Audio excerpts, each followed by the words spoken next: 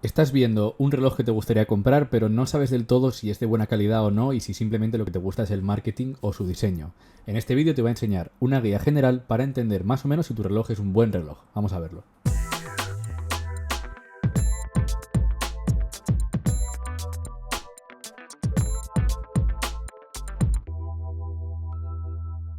Bueno, aparte de que esto es un mundo muy amplio y lo que es un buen reloj es una categorización demasiado amplia, esta es simplemente una guía lo más general posible para que entiendas en qué casos un reloj tiene buena calidad o merece cierto precio. Vamos a tratar 4 puntos distintos y, como digo, es una guía muy general y para nada es una guía exclusiva, es decir, hay muchas más opciones que convierten un reloj en un buen reloj. Vamos a empezar con el punto número 1, que son los materiales. En general, la gran mayoría de los relojes están hechos en plástico o en acero. Que si tu reloj está hecho en acero es una buena señal, sobre todo si es acero 316L. Obviamente hay compañías que producen su propio acero, como Rolex con el Oyster Steel, pero en general un reloj de acero es un reloj con un material relativamente razonable en comparación a otros relojes de metal que no está nada claro cuál es el metal que utilizan para generar la caja o el brazalete. El titanio puede ser otra opción muy interesante, ya que es mucho más ligero y también es muy resistente a la erosión.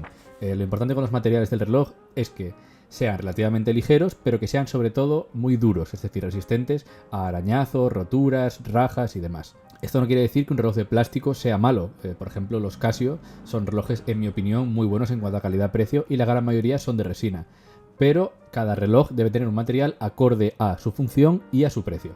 Lo mismo que digo un Casio, hablo de un Swatch que probablemente sea de plástico o de bioceramic, como hacen algunos, y pues dependerá del precio que le pongan. En mi opinión, un Swatch de 50, 60, 70 euros es un reloj razonablemente con un precio razonable en cuanto a el plástico del que está hecho, o un Moonswatch de bioceramic me parece que está demasiado caro para el material de bioceramic, que es básicamente un imán de arañazos. Entonces, en general, que el material sea resistente a la corrosión y que tenga un precio acorde al material en que está hecho.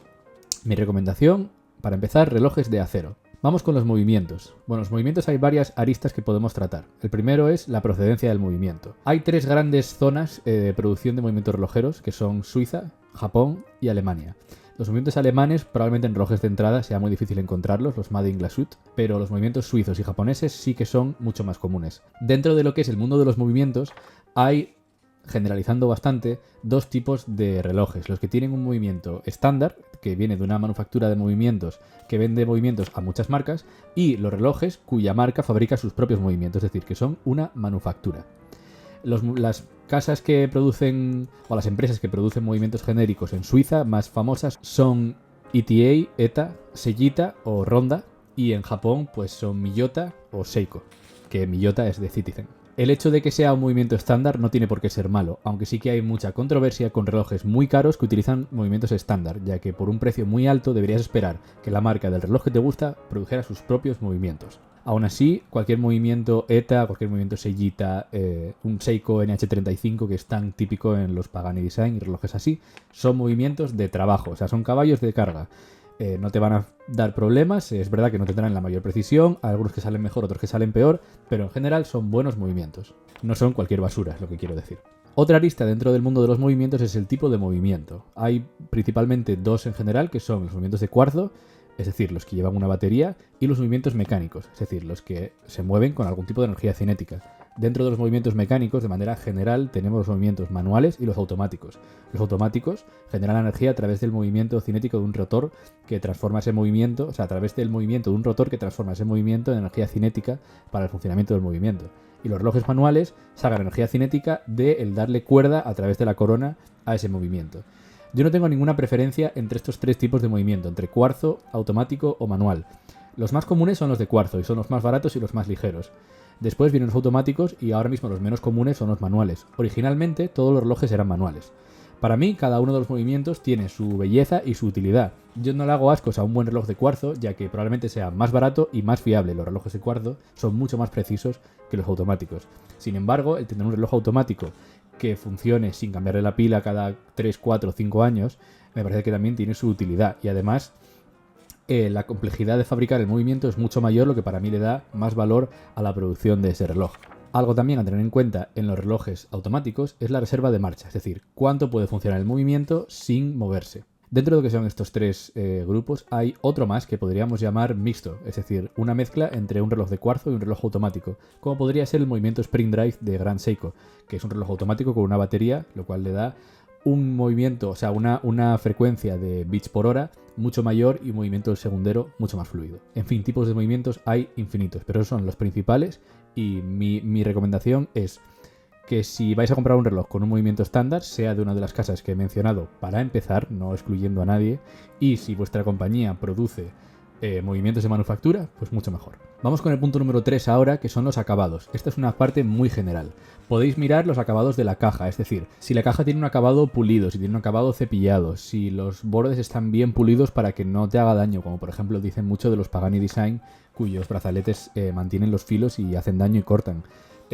Por ejemplo, una marca en la que hablamos en el grupo de Telegram bastante, gracias a David, desde aquí, un saludo, y os animo a que os unáis para que aprendáis cosas de estas, es San Martín, que aun siendo una marca china que se vende a través de AliExpress, que muchas veces tenemos ese estigma o ese prejuicio contra ellas, es una marca con unos grandes acabados.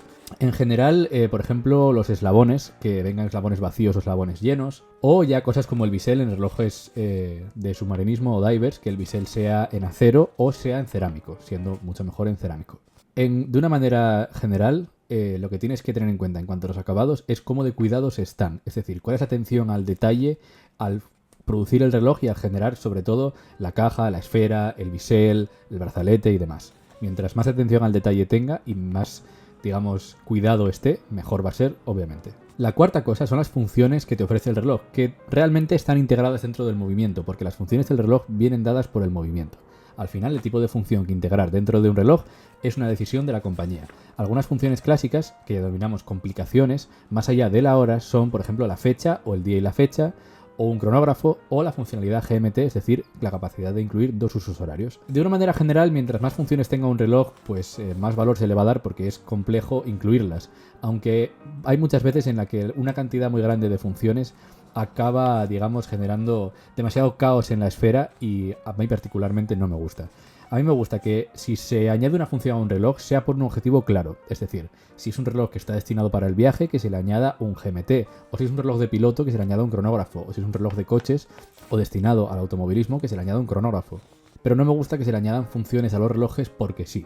El añadir una función con la idea en mente del uso que se le va a dar al reloj denota que la marca ha pensado en el uso que se le debe dar al reloj y en la idea que tienen del consumidor usando ese reloj como una propia herramienta, que es una de las ideas más importantes de la relojería, usar los relojes como herramientas y usarlos de verdad. Por ejemplo, a mí me parece que no tiene mucho sentido añadirle una manecilla GMT a un reloj de submarinismo, porque un reloj de submarinismo no está hecho para viajar. Es verdad que le da más versatilidad, pero si haces un reloj de submarinismo con una manecilla GMT y con un cronógrafo, me parece que es una mezcla un poco discordante de funcionalidades o de complicaciones que no tienen mucho sentido juntas. En fin, esta es una guía muy general, pero obviamente cada caso particular depende, lo primero, de tus gustos, una de comprar lo que le llame, pero de tener cierto proceso de filtro para ver si eso que le llama es puro marketing o puro diseño o si hay cierta calidad detrás. En fin, siempre que me preguntáis en los comentarios si me gusta algún tipo de reloj o si creo que es bueno, si creo que merece la pena, intento contestaros. Cuando no puedo contestaros porque no lo sé, os intento decir que no lo sé. Y para eso os animo a que os unáis al grupo de Fariñas, donde la gente tiene un conocimiento muy extenso y muy variado. Hay gente que le gusta Omega Vintage, y hay gente que le gusta San Martín, y hay gente que le gusta Casio. Entonces hay gente prácticamente que sabe de todo y mucho. Así que encontraréis gente que resuelva vuestras dudas y espero que vosotros, si os tenéis conocimiento en un área particular, resolváis las dudas de otros. Así que os animo a uniros al grupo si queréis preguntar, que pasa todos los días. Oye, ¿qué os parece este reloj? ¿Os gusta? ¿Os parece bueno? ¿Os parece que la calidad-precio es suficiente para el precio que tiene? En fin, todo ese tipo de cosas. Nada, os animo a que os unáis, espero que os haya gustado el vídeo. Sé que es un vídeo muy general, pero bueno, está enfocado para principiantes. Así que nada. Si queréis una parte 2 de esto un poco más precisa, sobre por ejemplo tipos de materiales, tipos de movimientos, ese tipo de cosas, dejádmelo saber si os interesaría. Un saludo y nos vemos en el próximo vídeo.